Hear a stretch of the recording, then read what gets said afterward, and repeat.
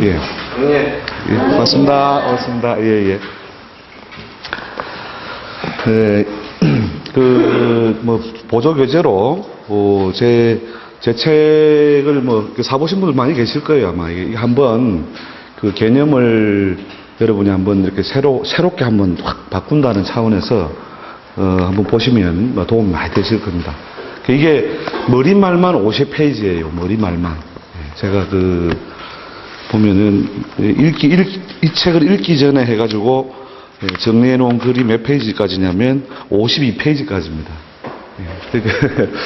이제 요 머리말 그렇게 많이 둔 이유는 뭐냐면, 소위, 실관에서 우리가 많은 상담을 하면서 우리가 이 사주 해석을 해나갈 때 꼭 필요한 것들이 뭐냐, 또 그걸 위해서 우리가 개념을 어떻게 전환을 해야 되느냐 하는 그런 것들을 제가 장장 그러니까 이게 총 페이지 수가 한 5,000페이지 정도 됩니다. 제가 1997년도에 원고 정리를 해보니까 그 중에서 머리말만 200페이지예요.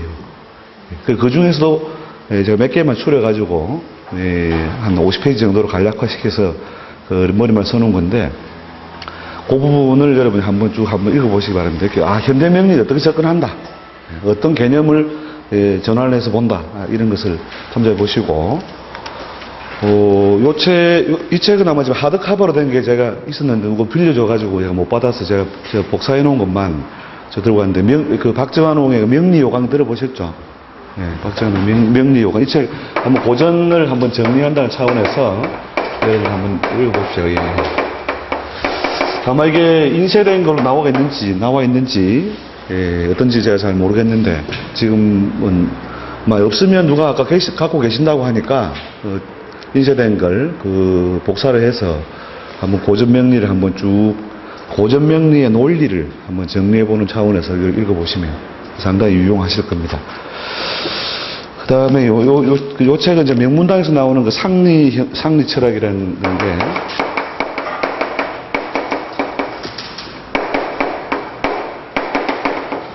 예, 조명은 씨입니다. 조명은.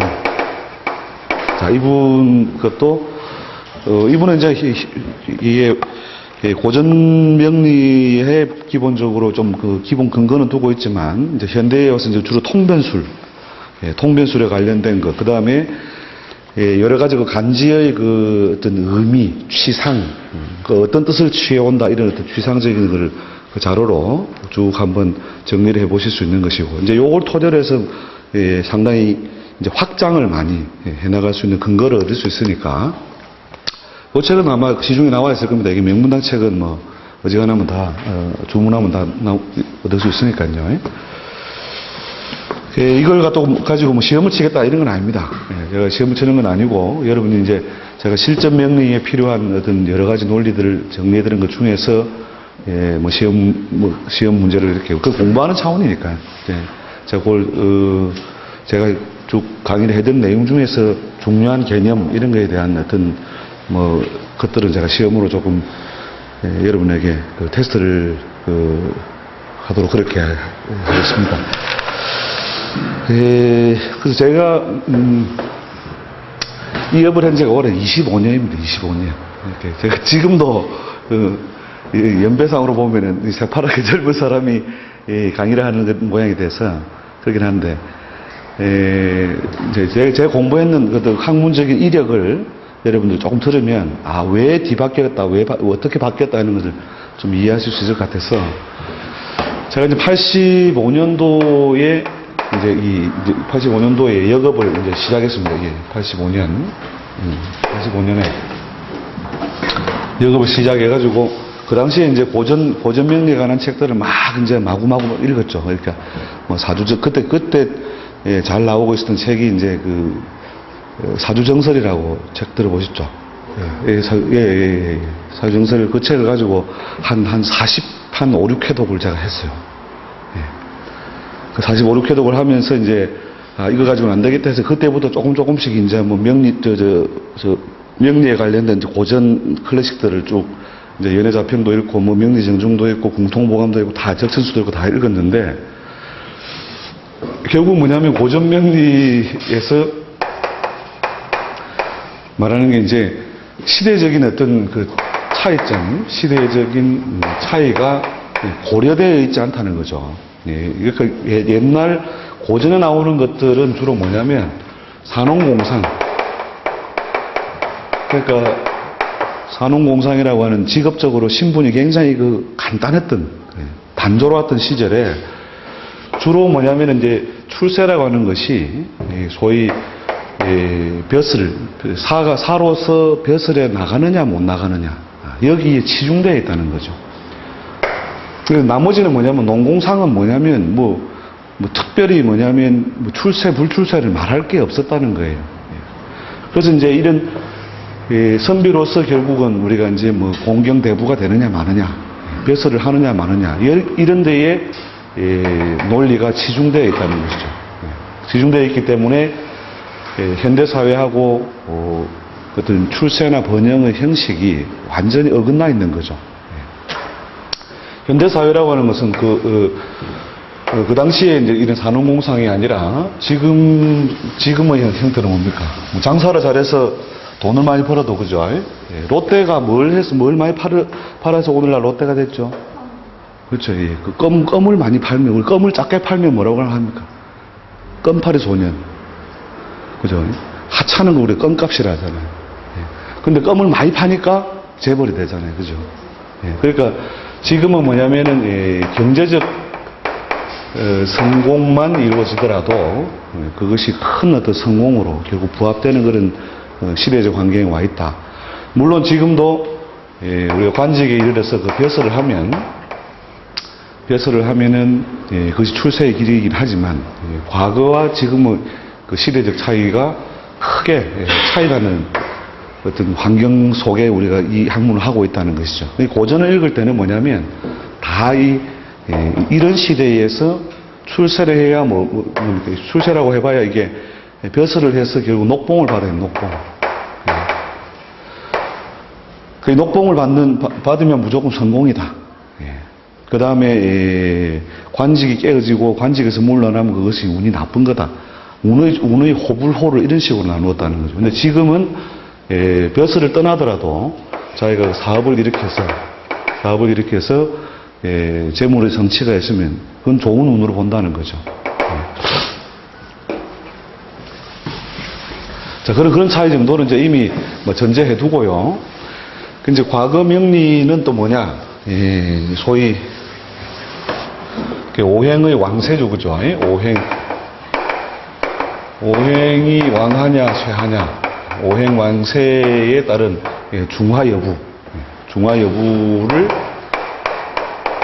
따져서 그 중화인자를 주로 뭐로 삼습니까?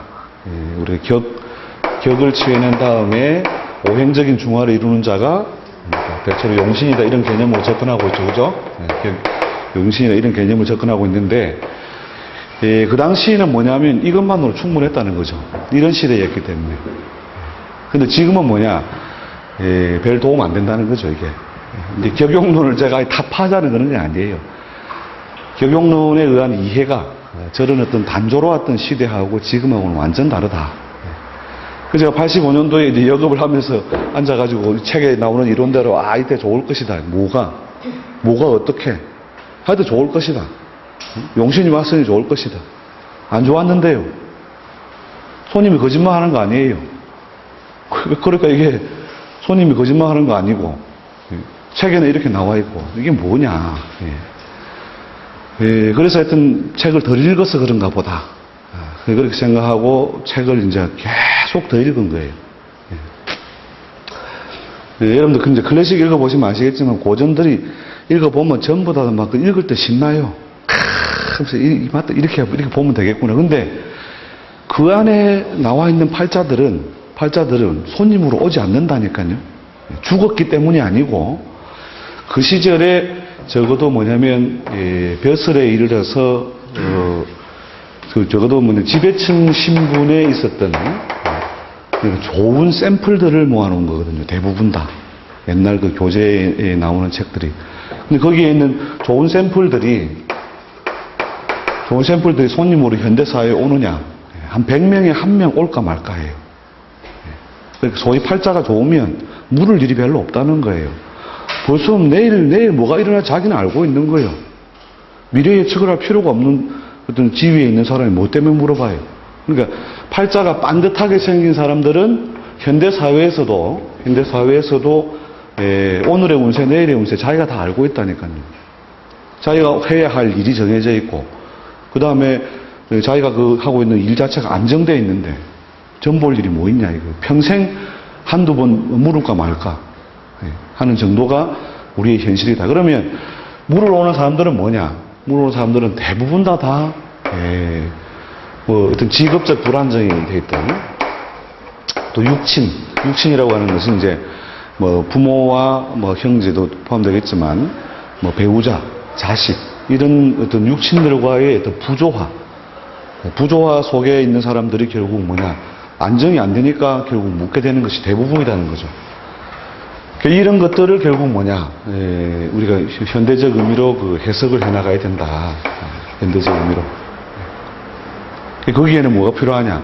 뭔가 새로운 어떤 수단이 필요한데, 그런 새로운 수단을 도대체 어떻게 강구할 것이냐. 그래서 제가 87년도에 그때 한참 머리 잘 돌아갈 때니까 80년대 아예 80년대 봄에 아예 책을 싹 불살라 버렸어요. 그냥 그 좋다는 책들을 그냥 싹 불살라 버리고, 그 당시에 제가 이제 군생활을 하고 있었는데 동해안 바닷가에 초병을 하고 있으면서 밤새도록 나가서 바닷가에 나가서 고민하는 거죠. 근본적인 원리가 뭐냐? 근본 원리가 옛 사람들이 남겨준 어떤 글의 의미가 뭐냐? 그런 것들을 밤새 궁리하고 들어오고 이렇게 하다가 87년도 7월 달에 이제 제가 이게 오행이라는 문자로부터 자유를 이제 그렇게 얻게 되는 발상의 전환이 확 온 거죠. 그러니까 여러분들 보통 이제 목하고 금이 되려면 목하고 금하고 이게 두 개가 아니고 하나다 이렇게 하면 지금도 그 개념을 갖고 계신 분도 있고 안 계신 분도 있고 할 건데, 금하고 목이 같아요, 달라요? 다르다. 다르다고 해도 맞고, 그 다음에 같다고 해도 맞아요. 그러니까 옛날 사람들이 말은 이 오행이라고 하는 것에 대한 어떤 큰 문자가요. 그 목화 토금수다. 이걸 뭐 나무다 불이다 이렇게 우리가 끊어서 우리가 배울 때는 배우지만, 실제로 옛 사람들이 말해준 오행이라는 것은 나무를 목으로 배속한 게 아니라는 거예요. 그러니까 서양의 그 자연 철학에서 말하는 이 오원소론이 아니다는 거죠. 원소론. 오원소가 아니다. 이 오원소가. 세상은 나무와 불과 흙과 금으로 이루어져 있는 게 아니라, 자연의 운행이라고 하는 것은 5단계로 나눠 볼 수 있다. 이 말이에요. 행이 뭐예요? 그 의미가. 이렇게, 가을행자, 그죠? 나아간다. 근데 뭐 큰 오편을 보면,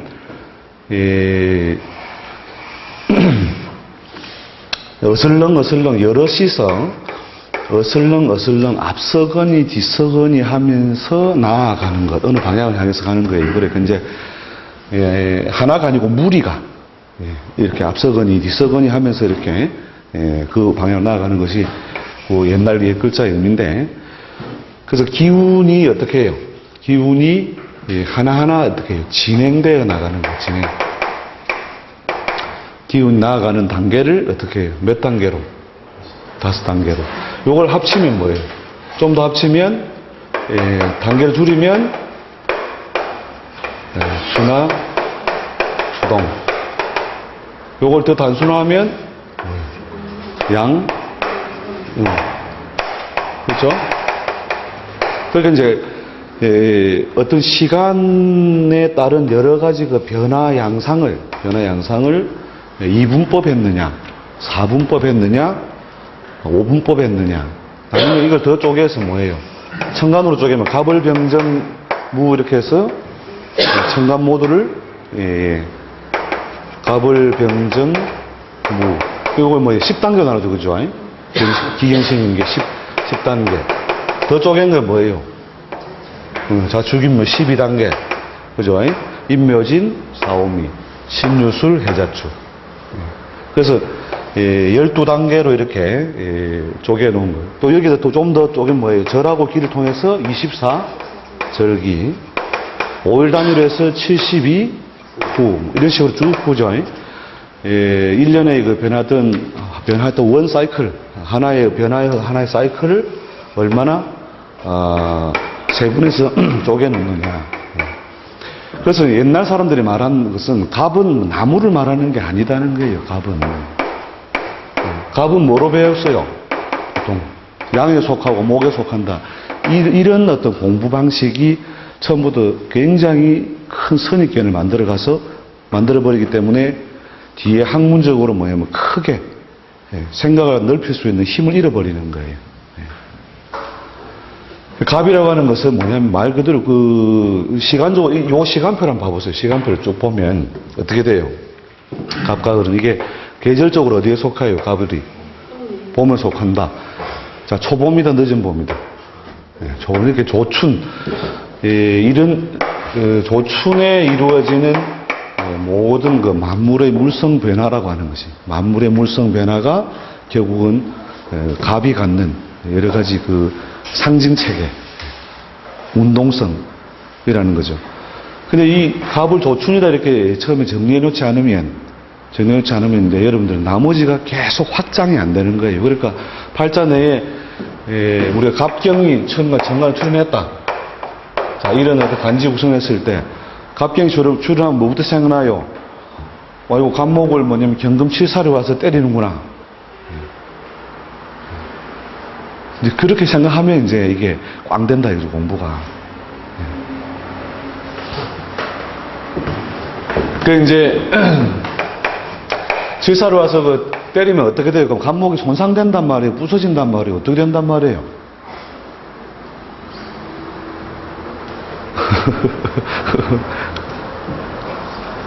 어떻게 되는 거예요, 저게?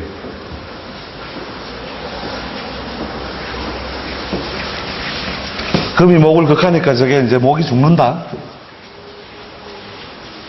어떻게 해석해요? 예? 인연이 없다. 인연이 없다. 네, 또 해석하는 부담 갖지 마시고, 제가 왜냐면 강의 수준을 이렇게 쭉쭉 맞춰 드릴 거니까, 질문의 수준이 결국 강의 수준을 결국 이렇게 서로 이끌어나가고 맞춰주는 거니까, 그러니까 실제로 도움이 되는 어떤 강의가 되려면 결국 계속 뭐냐면 질문하고 답하고 호흡을 하면서 이게 필요한 부분을 갖다 이렇게 서로 맞춰 나가야 되는 거죠, 이게. 제 혼자만 그냥 막 떠들고 하면, 이게 잘못하면 메롱메롱 강의가 되거든요. 알쏭달쏭 이러면서, 모르지. 심한 사람 그런 사람 있으니까요. 그게. 예? 그렇죠. 그게 이제, 갑경은, 어디 나오냐면, 이제 궁통복에 보면 양붕, 이런 말이 나오죠. 양우라는 말이 나오죠. 갑경은 양무하고, 어질양자에, 어두자 나오죠. 그죠? 아니면 양붕이라는 게 나오는 책도 있을 거예요. 아마 양붕은 아마 적천수에 나와 있든지 아마 그럴 건데, 경금이 갑목, 예. 어디요? 자평에서 뭐라고요? 박경수는 금충이라 예. 충이라도 나쁜 충으로 보지 않는다. 예. 그러니까 이제 양우 뭐 이렇게, 갑경만이 아니라 그럼 을씨는 그러면 이건 나쁜 충인가?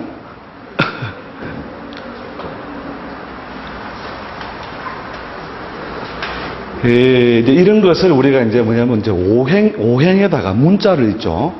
오행에다가 확 집어넣어서 이해를 하니까는 이미 뭐냐면 이 학문은 오행학이 아니에요.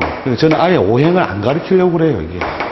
이게 이제 정규적으로 이 공부를 해나갈 사람들한테 오행을 아예 안 가르쳤으면 좋겠다니까요. 근데 다 배워서 와요. 배워서 오니까 더 힘든 거예요. 그 생각을 바꿔주는 게. 이미 뭐냐면, 우리가 목이 간지적으로 갑을인묘, 간지를 갖다 오행적으로 포섭하면 뭐예요? 이렇게, 목이, 목의 어떤 기운적인 어떤 요소를 가진 놈이 갑을인묘라고 이렇게 배우는데, 갑을 인묘를 목으로 배우니 이게 큰일이라는 거예요. 갑을 인묘가 의미가, 이게 각자 의미가 같다, 다르다. 다르다. 그걸 다를 거잖아요. 글자가 다르다는 말은 똑같으면 똑같은 글자를 채택해서 썼을 거잖아요. 옛 사람들이. 분명히 뜻과 의미가 다르니까 다르다고 했을 것이잖아요. 굳이 그것을 뭐예요? 큰 오분법에다 집어넣자면, 오분법에다 집어넣자면 목에 속한다는 것이지, 명리를 해나갈 때는 이 오행을 배울 필요가 없다니까요. 오행을. 그 오행을 배우면서 뭘 배워요? 이 오행이 틀렸다는 게 아니에요. 큰 틀로 볼 때, 금이 목을 극한다는 말은, 금이 목을 극한다는 뭐예요? 가을바람이 오니, 추풍이 부니 무엇이에요? 그렇게 염락하고, 잎은 떨어지고, 이게, 목 운동이 잘 이루어지지 않는다는 거죠. 밖으로 삐져나오는 운동이 이루어지지 않는다는, 이런 말이잖아요. 그러니까 이런 것들이 여러분들이, 우리가, 간압 자체에 대한 이해도 마찬가지고, 물론 거기에도, 큐나추동도 제가 언급을 하고 있지만, 을경이 뭐냐면 합을하여 무엇이 된다? 금이 된다, 그죠? 왜 되는데요? 뭐 이론적으로 상수학적으로 쫙 풀어놓은 책 있죠, 그죠? 그거야 양의 단계를 갖다 매겨서 설정해서 설명하면 되는 것인데, 천간합이라고 하는 것이 자연 운동 속에서 아주 범용적으로 이루어지고 있는 운동이라면, 분명히 자연의 어떤 운동을 보여주고 있는 것일 것이다. 을경이 합을 해서 금이 된다는 말은 무슨 말이에요? 그 책 자세히 안 보셨구나. 그 책에 본다. 그러니까 이제 을목이라고 하는 것은 뭐예요? 계절적으로 봄은 봄인데 초봄이에요, 만춘이에요. 그게 만춘. 그 만춘에 이루어지는 여러 가지 변화 현상은 어떻게 돼요? 만춘. 그 만춘에 이루어지는 많은 변화 현상. 그러니까 이제 목 운동이라고 하는 것이 뭐 위로 쭉 삐집고 올라오는 운동이잖아요, 그죠? 근데 한쪽 방향으로 쭉쭉 찢고 올라오는 운동이 이 갑 운동이라는 거죠, 갑. 을은 뭐냐면 이때부터 뭐예요? 이게 압력이 서서히 약해지면서 쭉쭉 찢는 게 아니고 서서히 벌어져 버리는 작용하기 시작하죠. 병의 이름은 어떻게 돼요? 초여름이 되면 확 벌어지죠, 그죠? 그래서 이렇게 확 벌어지려고 하는 것이 무슨 성질? 초여름의 성질인데, 요렇게 살짝 밖으로 벌어지는 게 뭐냐면, 우리 꽃망울이 이렇게, 꽃망울이 살짝 벌려놓은 어떤 잎을 벌려놓은 거란 말이죠. 이 자리에 뭐가 있어요? 여기 꽃술이 쪽, 그죠? 요렇게 살짝 기운이 벌어져 펼쳐져 있는 상태. 이제 꽃망울이 살짝 벌리고 있는 상태다, 이 말이죠. 이게 늦은 봄에. 그럼 여기에 경은 무슨 계절이에요? 가을. 그럼 초가을 바람이 이쪽에 쭉 불어오면 어떻게 돼요? 예? 여기 꽃이 움츠러들어요. 이 자리에 뭐가 맺혀요? 그렇게. 그 열매는 어떤 성질? 단단하고 굳어지고 한 곳으로 뭐예요? 예. 응축하는 기운이 발생하잖아요. 그죠? 이렇게, 만춘시기에, 가을의 기상이 와서, 단단하고 견강해지려고 하는 성질이 발생하는 이것을 옛사람들은, 무엇이라, 을경이다, 이거죠. 이 뜻만을 말하는 게 아닌데, 자연현상에서 본다면, 자연현상에 비유한다면, 이렇게 그 만춘시기를 에워싸주는 작용이 옴으로써, 열매실이죠, 열매실. 그래서, 열매를 맺게 해주는 이러한 작용이 결국 뭐냐면, 금은 뭘 말하는 것이다? 돌멩이를 말한다? 이렇게 가을에 부는 바람이다. 가을에 부는 바람이다. 이렇게 생각해도 좋다는 거죠. 물론 가을 바람만을 말하는 건 아니지만, 이렇게 이제 옛 사람들이 남겨준 여러 가지 그 문자에 대한 우리가 오해를 많이 하고 있는 거죠. 그러니까 근본적으로 이 오행에 이렇게 간지를 메모시키는 문제. 그 다음에 오행의 원래 뜻에 대한 오해, 또 간지의 뜻에 대한 오해, 이런 것들이 처음부터 발생해 있기 때문에, 뒤에 가면은 계속 말장난에 걸려드는 말장난에, 뒤에 가면은 막, 우리가 이제 고전명리의 이론들을 쭉 보면은 전부 다 막, 예를 들면 묘유충이 왔다. 묘유충이 왔다. 이런 경우 어떻게 해석해요? 팔자내에. 막 충만 막 비약을 해서 해석하면 돼요.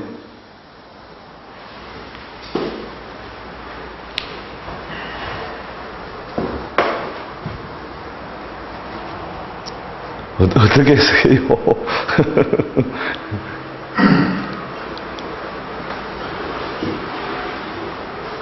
묘하고. 이게 뭐냐면, 말 그대로 봄이 무르익은 거잖아요. 그죠? 봄이 무르익은 것. 그 다음에 이건 뭐예요? 가을이 무르익은 것. 이것이 서로 뭐예요? 양보치 않으니, 양보를 하지 않으니 결국은 뭐냐면, 서로 간에, 그렇죠. 그 조화력을 잃은 상태. 운동성을 반대로 하는 상태. 이렇게 이해를 해야 된다는 거예요. 이걸 갖다가 금극목으로 이렇게 또 이해해가지고, 아이고, 이걸 어떻게 해석해야 되나. 이게 아니단 말이에요. 이게 봄을 도우면 마땅히 가을은 물러갈 것이요. 가을을 도우면 마땅히 봄은 물러갈 것이다. 자, 이런 경우에 예를 들어서, 자가 왔다. 자, 자가 왔을 때에 어떤 게 손상당해요?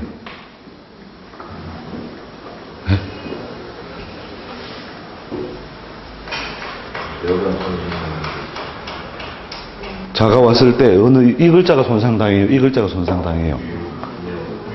예? 자, 일단 해봅시다. 자, 1, 2, 자, 1번. 1번. 예, 1번. 그 다음 2번. 손 들어보세요. 예. 이게 이제 오행적 오류 때문에 생기는 거예요, 이게. 오행에 대한 이해를 놓쳤기 때문에 그런 것인데, 자, 봐보세요. 이게, 유라고 하는 것이 어떤 것이면, 가을에 이게 주풍이 아니고, 경이 우리가 초가을에 부는 바람 같다면, 유나 시는, 이게 가을설이단 말이죠. 가을설이.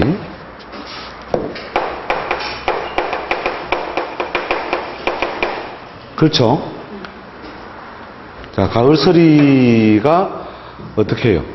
자, 동짓달을 만나면 가을설이가 더 세력을 남겨두고 있는 거예요. 안 그러면 이 봄에 있는 이걸 뭐 초목이라 합시다. 봄에 초목이 세력을 가지게 되는 거예요. 그 가을설이가 세력을 가지니 무엇이 손상되고? 초목이 손상되잖아요. 그런데 뭐냐면 이게 수가 무엇을 도우니? 목을 도우니 목이 왕성해지고 오히려 요 유가 손상된 설기가 되어서 나빠진다. 이게 이제 오행적 오류라는 거예요. 오행적 이해에 의한 오류가 발생한다는 거죠. 이게 옛 사람들이 물려진 그 문자의 뜻은 다른데, 그러니까 여기에 있는 뭐예요? 청간 신하고 청간합을 이루는 게 뭐예요? 병화죠, 그죠? 자, 그러면 병화하고 태양하고 추상이 마주치면 어떤 조화가 일어나요? 병신이 합을 하면 뭐가 돼요? 예. 그럼 누가 바뀌는 거 알겠죠, 그죠? 근데 이걸 왜 원리적으로 알아야 되느냐면, 여러분들이 뭐냐면, 또 책에 보면 무슨 합이, 불합이, 어쩌고 이런 거 배우죠, 그죠? 뭐 합이 되니 안 되니, 쟁합이니, 투합이니, 그런 걸 저런 어떤 옛 사람들이 원래 그 의미를 담아두었던 것에 대한 이해를 못하면 이런 거예요. 이게 예를 들어서 자, 요런 시기에 요런 모양, 이게 병신이 합의되냐, 안 되냐.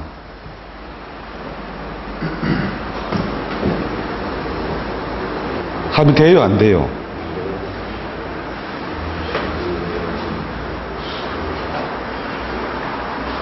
될 것도 같고, 안 될 것도 같고. 예? 예? 당연히 이 경우에 뭐예요? 그러니까 병신이 뭐냐면 양광지기하고 추상지기가 마주쳐서 물이 되는데, 계절적으로 음력 2월달이다. 예, 2월달이 되면 어떻게 돼요? 양기가 뭐냐면 자축인묘, 양의 4단계에 들어가서 천지만물의 양이 유효한 상태잖아요. 그죠? 양이 유효하니까 어떻게 해요? 수화하여 바로 어떻게 돼요? 마르잖아요. 그죠? 예? 아니, 수화는 하죠, 수화는. 예. 하는데 뭐냐면 그 형태가 어떻게 해요? 잘 드러나지 않는 거죠, 이게. 이 신금 자체가 무력이잖아요. 봄에 뭐냐면 추상은 잘 내리지 않고. 그죠? 예? 이해가 되세요? 그렇게 팔자에 을이 이렇게 거듭하게 드러나 있는데, 자, 대운이나 세운에서 경이 왔다. 자, 이놈들이 다 어떤 작용을 한다? 경이 오면 이놈들이 다 합을 하겠다, 아니면은, 합을 하겠다 하면, 이게 투합이 돼서 합이 안 되겠다. 책에는 보면 투합이 돼서, 투합쟁합이 돼서 안 된다 나오죠? 근데, 운에서 온 것은 항상 세군, 운에서 오는 것은 항상 지가 임자단 말이에요. 이렇게, 평야에 가봐라. 평야에 가보면, 지금 평야에 가보면 어떻게 해요? 우리 벽시들이 이렇게 쭉, 그죠? 피었다가 이제, 그 열매를 서서 작은 열매를 맺고 있죠? 이게 뭐냐면, 초가을 바람이 불면 어떻게 돼요? 평야에 무슨 물결? 그 황금 물결. 그죠? 이게 평야에 황금이 나온다는 말은, 이게 오곡이 결실하는 거단 말이에요. 오곡이 결실하는. 그러니 요 을이 뭐냐면 자기 고유의 작용을 다 잃어버리는, 싹을 못 틔운단 말이에요, 이게. 이해가 되십니까? 말은 되는데 좀 이상하다. 오늘 좀 당하는 기분이다. 야, 저거 말은 되는데 저렇게 해석해도 되나? 예. 그래서 이제 그렇게 그 옛사람들이 남겨준 어떤 그 문자라고 하는 것이 결국 저런 어떤 기운, 운동을 어떻게 해요? 문자로서 이렇게 남겨준 것인데, 그 후학들이 여러 가지로 그 오해하는 것, 즉 고전을 서술하고 있는 책들도 이런 오해를 많이 하고 있는 거예요. 그러니까 이거는 충거해서 뭐 못 쓰고 이랬다가 뒤에는 또 쓰고 있고 이래야 막 손 말장난이라. 여러분이 고전을 아주 분석적으로 이렇게 책을 보시다 보면, 아, 이게 말장난이구나. 얼마나 많은 부분이 말장난 데 들어가 있는지 알 수 있다는 거죠. 근데 자신이 없으니까 말장난 같기는 한데, 내가 뭐 아는 게 있어야 뭐 이게 말장난이다 아니다 이걸 할 수 있잖아요. 그 부분에 클래식에도 그렇게 오행으로 보섭, 즉 특히 오행으로 보섭해서 생긴 오류가 많은 책이 뭐냐면 적천수예요, 적천수. 그런데 막 망고천추에 좋은 책이다 해가지고 막 적천수 막 공부한다니까요. 저도 마르고 닳도록 봤어요, 적천수를. 거기에서 말하는 건요, 큰 오행대의, 오행의 큰 뜻은 참으로 정리가 잘 되어 있는 책인데, 우리가 현대의 수많은 사람들을 어떤 팔자로서 분류하고 세세한 부분을 운명 감정의 차원에서 다가가기에는 너무 뭉퉁거려 놓은 거예요. 너무 뭉퉁거려가지고. 그래가지고 말 안 되면 뒤에는 뭐냐면은 죽을 때를 무조건 나쁜 걸로 봐서 용신을 거꾸로 막 찾아내는 이런 식이단 말이에요. 이게 격용론적인 이해라고 하는 것이 팔자 자체를 잘못 본 게 아니라 어떤 사물의 어떤 형태가 있으면 이걸 갖다가 어느 한쪽에서 이렇게 바라보니까 바라보니까 비교적 분류가 잘 되더라는 거예요. 비교적 분류가. 그러나 뭐냐면 이쪽 뒷면, 아랫면, 속 이걸 전부 다 설명해주는 논리는 아니다. 아니다. 격용론이 틀렸다가 아니라 전체를 설명할 수 있는 논리로서 부족하다. 그러면 이것도 들어보고 옆으로 보고 뒤집어 보고 속도 보고 해야 될 논리가 있어야 되는데 그런 논리가 현대 사회에 와서 크게 발달하지 못했다는 거예요. 그래서 옛 거를 떠나는 게 아니고 옛 사람들의 어떤 분류법은 그대로 따르는데 해석의 논리는 뭐예요? 이런 어떤 격용론적인 어떤 해결 방식만에 따르지 않는다 하는 거죠.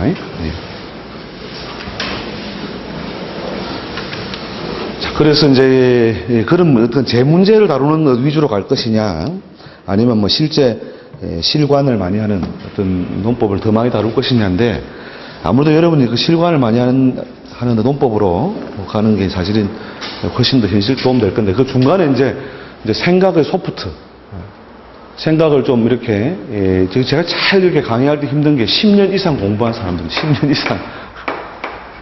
10년 이상 공부한 사람들은 정말 그 책이 순화추동 신사주학 이 강의가 언제가 된가 하면 1997년도예요. 1997년.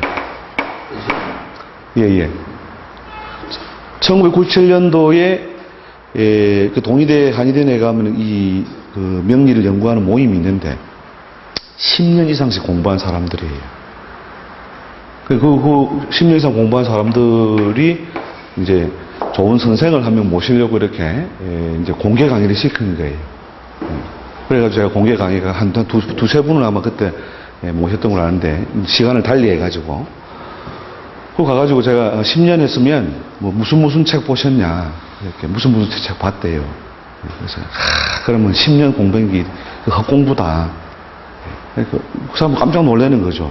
그게 무슨 말이냐? 10년 공부한 게 왜 헛공부냐? 그래서 이제 15분 내에 헛공부를 한 그 증거를 들이대겠다. 그리고 여러분한테 강의 안 해도 상관없다. 이 강의 안 한다고 뭐 제 볼일 못 보는 것도 아니고 바빠 죽는 몸이니까. 그 대신에 제대로 뭐냐면 그 간지 자체에 대한 이해나 좀 제대로 좀 하고 뒤에 다시 공부를 하시라.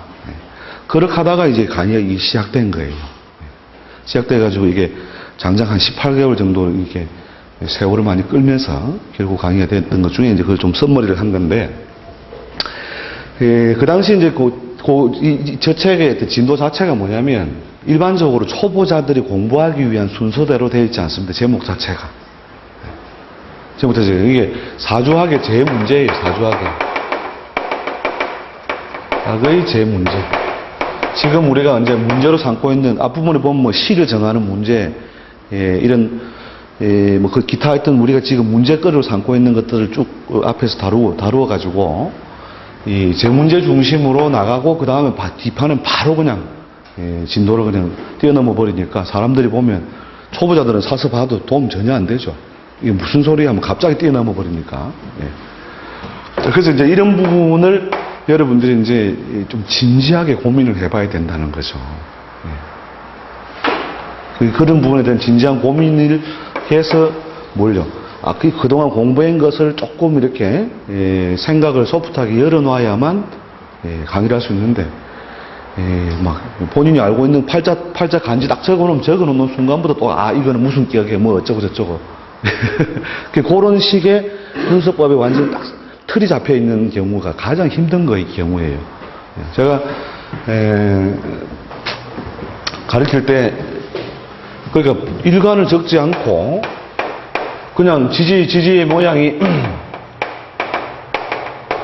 자, 이렇게 되어 있는 사람의 직업을 말해라. 이런 질문도 해요. 그러니까 이제 기본적으로 뭐예요, 이게? 이거 가지고 연습 한번 해봅시다, 이게. 자, 일간은 모르겠고, 요것만 가지고 이 사람이 연월일시, 연부터 시라고 썼을 때, 이 사람 뭐 할 것 같다? 집에 나가는 사람, 예. 석양의 무법자, 예. 무법자가 논리가 어디서 나오죠? 밤에 뭐 도둑질하러 돌아다니는 무법자지. 예. 예. 그 이제 이 지지 자체의 그 구성하고 있는 요소가 뭐냐면 그 사람이 바꾸기 어려운 그 환경, 그 다음에 여러 가지 그 정서적인 바탕 이런 것들이거든요. 그래서 자축인이라고 하는 것이 시간적으로 어디에 속해요? 양에 속해요? 음에 속해요?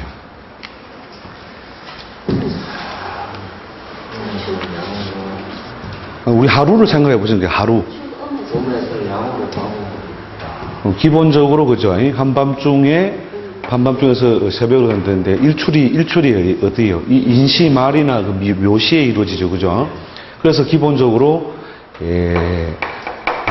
양의 요소보다 음의 요소가 훨씬 더 강화되어 있다. 자, 기본적으로 정신적 요소가 강하다, 현실적 요소가 강하다, 현실면이 강하다.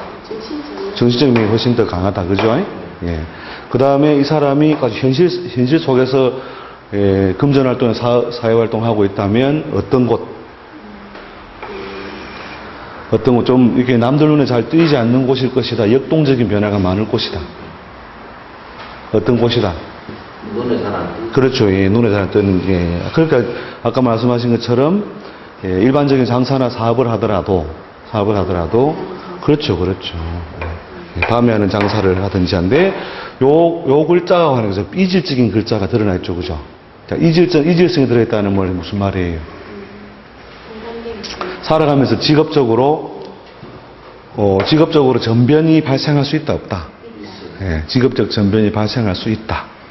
그러니까 어떤 천간인지는 알 수는 없으나 주로 정신적인 요소는 뭐예요? 주로 교육적인 일이거나 이걸 학문성을 발휘해서 간다면 교육, 자격, 그죠? 분야에서 어디까지? 자, 일반적인 장사 사업을 가담한다면 아까 그 지적하신 대로 유흥부터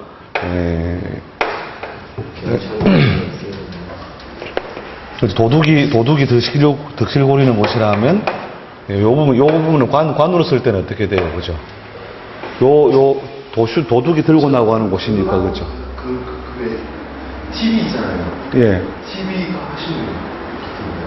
누가요? 라디오 있잖아요. 그렇게 라디오? 라디오 방송 일하시는 분. 라디오 방송 일하시는 분 같대요. 아, 라디오 방송. 이게 인신상충이 이제 워낙 해석이 많아서 그래요. 그래서 인신상충은 해석이 굉장히 많죠. 그러니까 이 사람이 살아가면서 뭐예요? 직업적 다양성을 가질 수밖에 없는 거죠. 인신상충의 일반적인 해석은 뭐냐면, 기본적으로 뭐예요? 이게, 팔자 내에 범 있고, 원숭이 있고, 뱀 있고, 개 있으면, 그죠? 요란스럽거나, 힘이 있거나 하는 인자로 채워져 있으므로, 이 사람의 사회적인 활동력에서 파괴력이라든지 유능 이런 면이 뭐냐면 훨씬 더 다른 사람보다 강하게 드러났는데 특히 이제 범원숭이 다 있다 하면 이 경우는 굉장히 그 능력을 크게 발휘할 수 있는 거죠. 보통 이제 직업적으로 연결되는 거 보면 법무, 의료, 교육, 법무, 의료, 교육. 그 다음에 법령적으로 써먹는 것이 역마 관련 분야. 그 다음에 또 전문기술. 이렇게 그 세 가지 분야로 써먹어. 소위 말하면 우리 현대사회에 있어서 어떤 프로페셔널이에요. 프로페셔널로서 살아갈 수 있는 여러 가지 능력을 갖추고 있다. 이렇게 보시면 되는 거죠. 그러니까 살아가면서 직업 전변이 당연히 발생하는 것이고 무대가 달라지고 있으니까 처음에는 어떤 쪽으로요? 이런 교육이나 자격이나 유흥 이런 분야로서 그 경제적인 성취가 이루어진 다음에 또 활동이 이루어진 다음에 어떻게 해요? 이런 분야에 관련된 분야에 가담해서 활동을 한다. 그러니까 직업적인 전변이 당연히 발생하죠. 이렇게 해놓고 여러분이 이제 천간을 딱 쳐다보면 1초 안에 답을 내죠. 이 사람은 뭐다? 그 다음에 이제 어떤 훈련도 하느냐면 청감만 놓고 해석하는 거예요. 청감만 놓고. 청감만 놓고, 갑을 경정 이렇게 놓여 있다. 자, 이것만 가지고 이 사람이 뭘 하겠다. 이런 식의 이제 훈련을 자꾸 해보시라는 거죠. 우리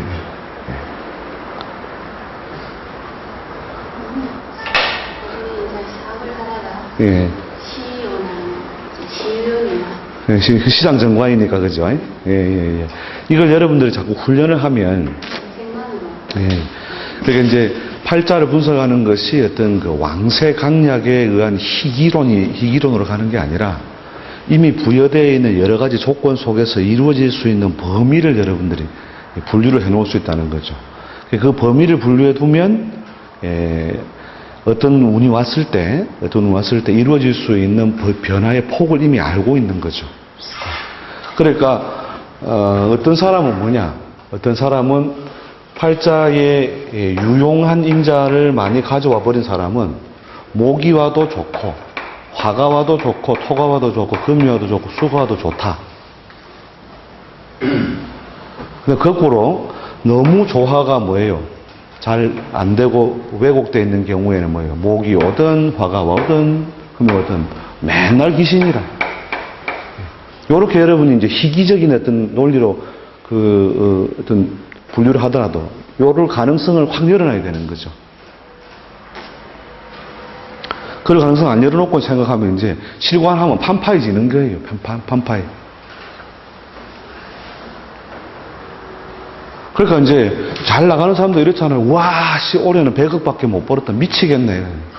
최악의 해다.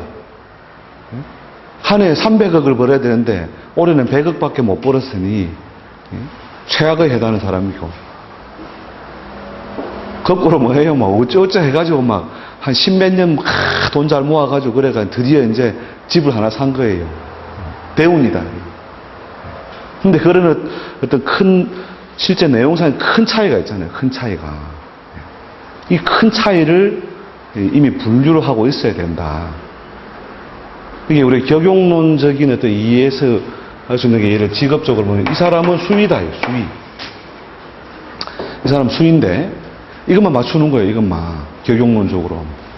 근데 이 사람이 뭐예요?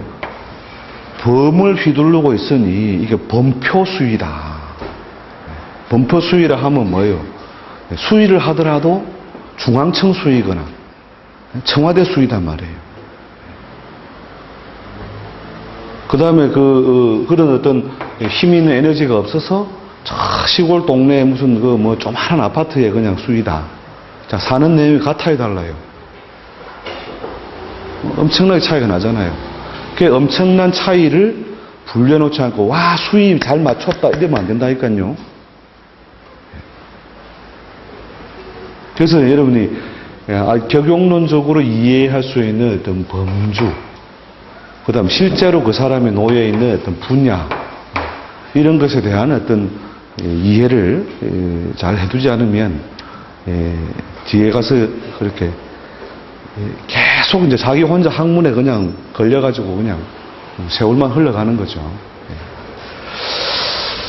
그래서 어떤 고전하고 현대하고 워낙 그 차이가 큰 부분이 많은데 우리가 이제 처음 우리가 가지고 있는 어떤 관념, 글자에 대한 이해부터도 좀 이렇게 새롭게 할 필요가 있고, 또 제가 이게 과거하고 지금하고 계속 차이점들을 이렇게 쭉 비교를 했는데, 이런 거를 여러분이 이제 생각을 좀 이렇게 열어놓고 제 강의에 조금 이렇게 참여를 해주셔야, 그래야 뒤에 가면 이제 재미없는 수업이 자기 생각을 안 바꾸면 이제 재미없는 수업 돼버리는 거죠. 무슨 소리 하는 거냐, 저기 말장난이다. 예. 조금 쉬었다가 하시죠. 예.